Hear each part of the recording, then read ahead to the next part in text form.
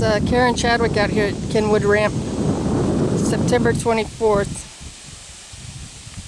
And this place was full of water lettuce and water hyacinth.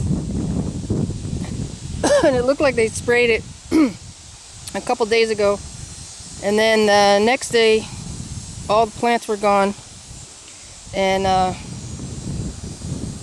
some of them were thrown up along the shoreline. You can see along the shoreline.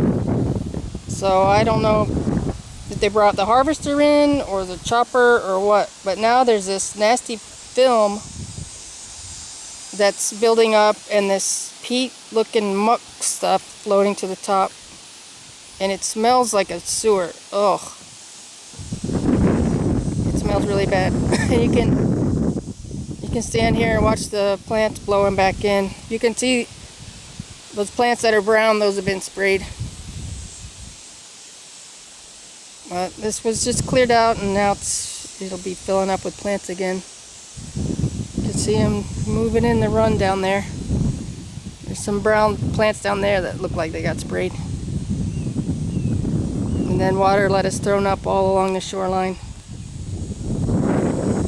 And that's what Kenwood Ramp looks like today in Rodman Reservoir. It smells terrible.